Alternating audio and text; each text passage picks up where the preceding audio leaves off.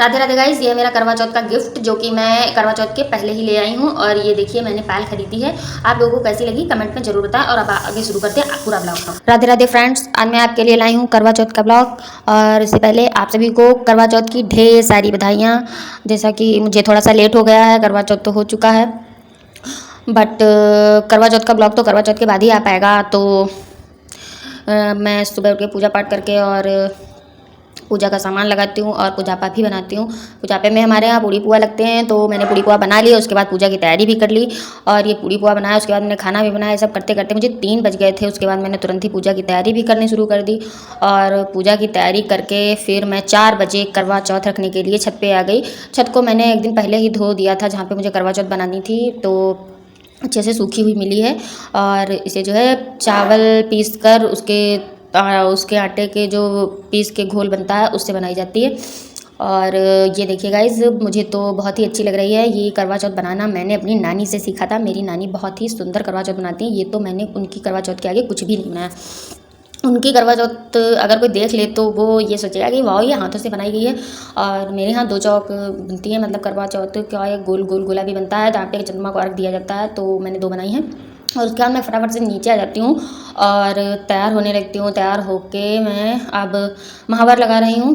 तैयार होते समय मैं ब्लॉग नहीं बना पाई क्योंकि मुझे बहुत जल्दी हो रही थी। और करवा चौथ रखने में ही 2 घंटे का टाइम लग गया था। तो मैं 4 से 6 बजे नीचे आई थी करवा चौथ बना करके। और फिर उसके बाद तैयार हुई और अब लगभग बज चुके हैं 8। और 8 बजे मैं आई हूँ छत पे पूजा का इंतज़ाम करने के लिए। वही कलश वगैरह रख के और सब सामान लेकर के, अपना गड़ुआ वगैरह सब लेकर के छत पे पूजा करने आई हूँ। और मैं करवा चौथ की पूजा कर लेती हूँ। ये पूजा करने में मुझे बहुत ज़्यादा 10 से 15 मिनट लगेंगे क्योंकि अभी चाँद नहीं निकला। और चाँद निकल भी आएगा तो मेरी छत पे बहुत बाद में दिखेगा, क्योंकि मेरे घर से ऊंची ऊंची बहुत बड़ी बड़ी बिल्डिंगें बनी हुई हैं और मेरा घर थोड़ा नीचे में है। तो मैं कैसे चाँद को पहले देख पाऊँगी? मुझे लगता है कि मैं चाँद को बहुत ही बाद में देख पाऊँगी, इसलिए मैं आराम से पूजा कर रही हूँ। और गाइज़, आपको एक इम्पॉर्टेंट बात बता दूँ, मुझे याद आ गई है कि जो चलनी में पति का मुँह देखा जाता है चाँद को देखने के बाद, वो ऐसा क्यों किया जाता है? क्या भाव होता है उसके पीछे? जो चलनी में मुंह देखा जाता है तो आप जो देखते होंगे कि चलनी का जो जिस पे दिया रखा जाता है वो पार्ट जो है पत्नी की तरफ होता है। और जो कि छेद तरफ का पार्ट होता है, जिधर से छन के आटा वगैरह जाता है, उधर का पार्ट जो है पति की तरफ होता है।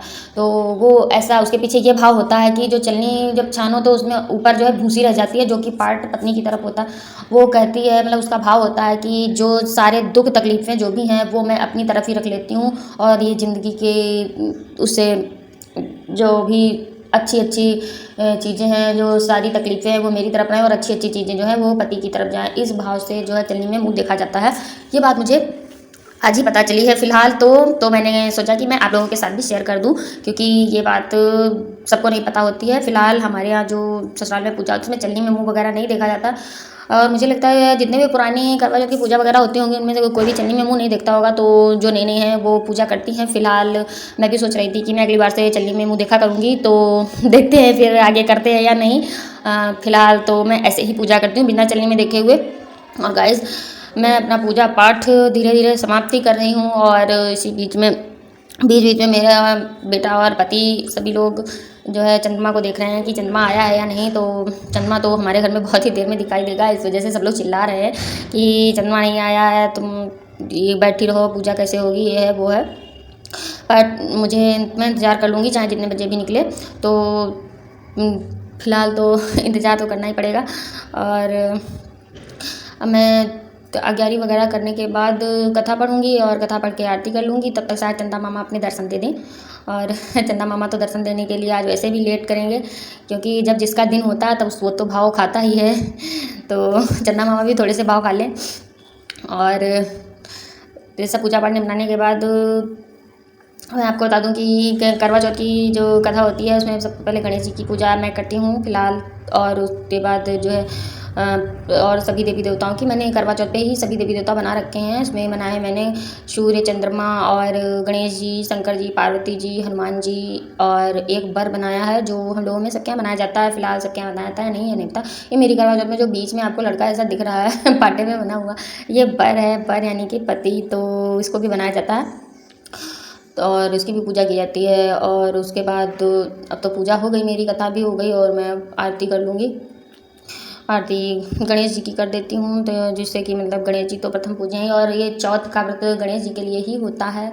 चतुर्थी तो गणेश जी के लिए व्रत रखा जाता है। तो फ़िलहाल मैं गणेश जी की ही आरती करती हूँ और उसके बाद मैं चंद्रमा को अर्घ्य कैसे दूँगी, क्या दूँगी, मैं नहीं जानती।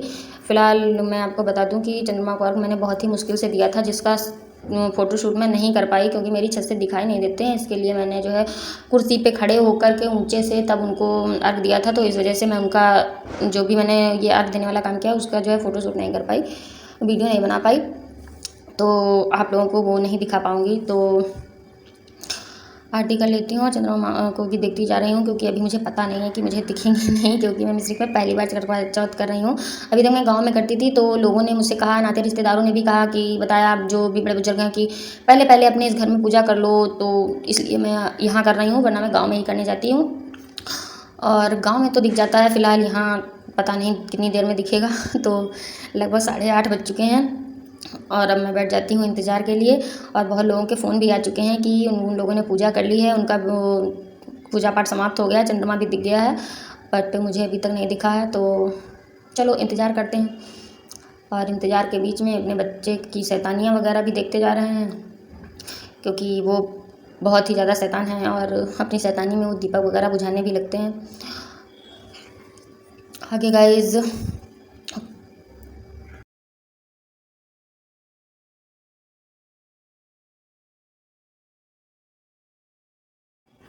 इंतज़ार करते करते मुझे जो है 9 बज गया। 9 बजे भी मुझे चंद्रमा नहीं दिखे, तब मैंने जो है चंद्रमा को देखने का प्रयास किया, तो वो बहुत ही ऊंचे उससे दिख रहे थे। मेरे पति जो है रेलिंग पे चढ़ के देख आए थे, इस वजह से मुझे जो है कुर्सी रख के फिर उसको अर्घ देना पड़ा। चंद्रमा को अर्घ मैंने लगभग 9:05 पर दिया होगा। फिर उसके बाद मैं नीचे आ जाती हूँ, पूजा पाठ जो अर्घ देने वाला था उसको समाप्त करके, और फिर नीचे पति की आरती वगैरह कर लेती हूँ। और उसके बाद मैं भी अपना मुँह जुठाल के और पानी वगैरह पी लेती हूँ उनके हाथों से। तब ये तो मुझे पूरा गिलास पानी ही पिला दिए डाल रहे हैं। और उसके बाद फटाफट से हम लोग फ़ोटो क्लिक कर लेते हैं। और हैप्पी करवा चौथ, बाय बाय।